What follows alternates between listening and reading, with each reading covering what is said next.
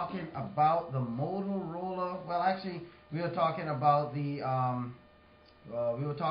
Best Buy trade-in program. And the Best Buy trade-in program, for those of you that were looking for a program, not a program, but you're looking for a way to trade in your old iPad and stuff like that, your old iPad, that's Apple's tablet, you're looking for somewhere to trade that in. Best Buy has started their trade-in program, and they're going to give you that $200 plus gift card towards the purchase of another iPad, the 4th generation to be exact. 4th generation iPad, they're going to give you $200 plus towards that trade-in. Now, for those of you who have iPad 2, 3rd generation iPad models without any water damage, no cracked displays and things like that, you are going to be eligible to get that trade-in. Now, while Best Buy will formally announce the special today, they're going to formally announce it. A Best Buy employee provided the memo that they were, that they were releasing for this particular event. So I'm just going to read a little bit of it. It's just talking about starting at $299 when you trade in. They said iPad with retina display starting at $299 when you trade in a working iPad 2 or iPad 3rd generation model.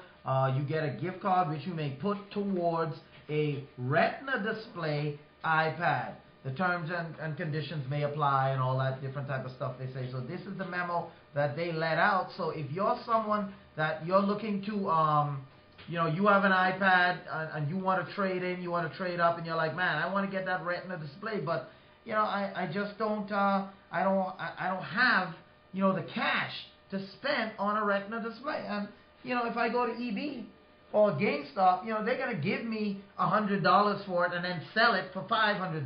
They're not going to give me much.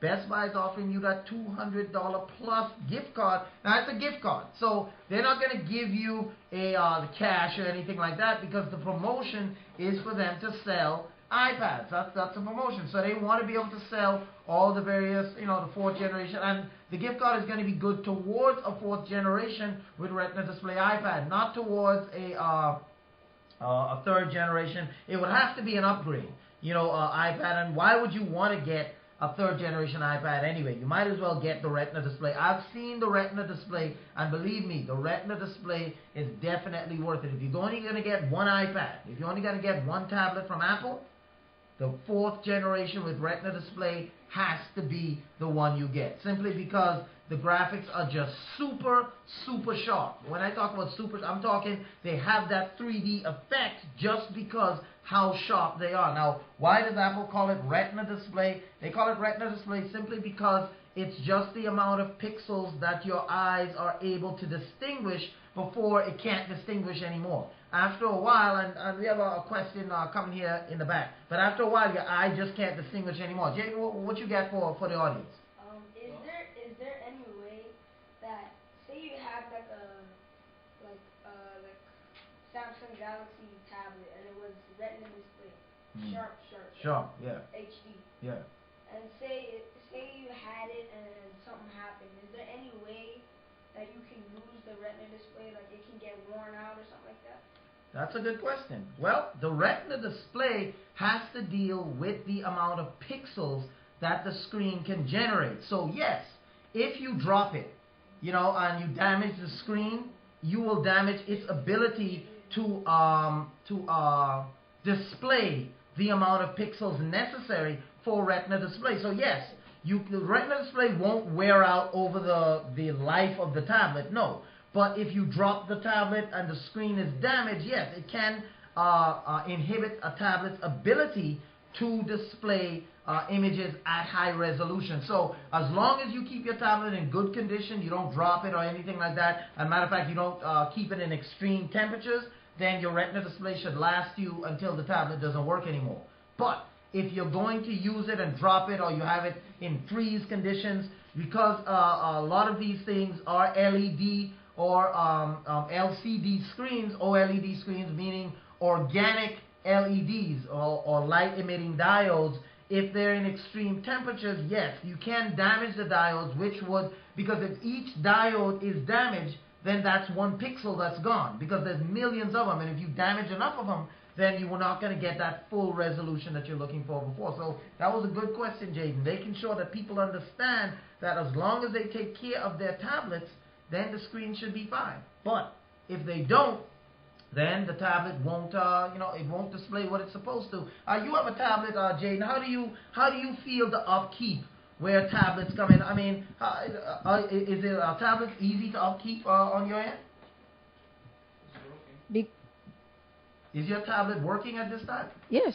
It's working? So, how long have you had it? I've had it for a couple months now. And so how would you say, what would you tell people when it comes to upkeeping their tablet? What type of stuff do you do to make sure your tablet is in tip-top shape? Don't keep it in your car. Please. Don't keep it in the, why? Because my dad had a Kindle before. Yeah. And my brother Xavier left it in the car. Yeah. And now when my dad was looking for it and Xavier went back to check, he brought it in and said it was broken. The screen was all rubbed out. You can see like some markings on it and the blank page and then there was some words. And that happens because of extreme heat. Yeah, because the car produces more heat because when the heat comes in the car, it can't come out. Right, exactly. And that's a good point right there, because when you expose your tablet to extreme temperatures, the extreme temperatures do you know that your car inside could get up to 195 degrees? That's, 195 degrees, that thing is hot.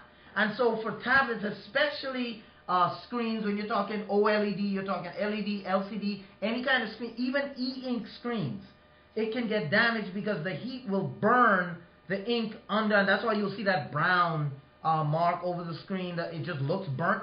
That's what happens when you're in extreme temperatures. And if you're in extreme cold, the exact opposite happens. The actual pixels freeze and the water crystallizes in it, and it can cause a short in the whole tablet. So you want to make sure you keep your tablet out of extreme temperatures. And also don't eat while playing your tablet. Like when you're eating, so most foods are greasy, like really greasy. So if you have a pattern password, or sometimes even a pin, something like that. Sometimes even like a number pin. And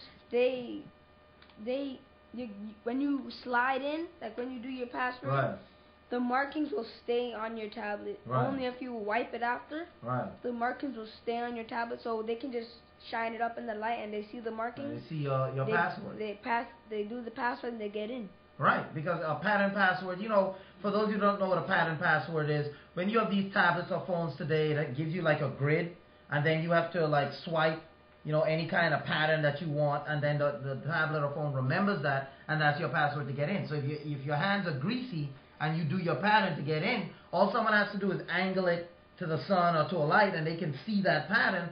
They do that, and boom, they're in your tablet. So these are just little security tips coming to you right here on Tech Pulse about these new technologies.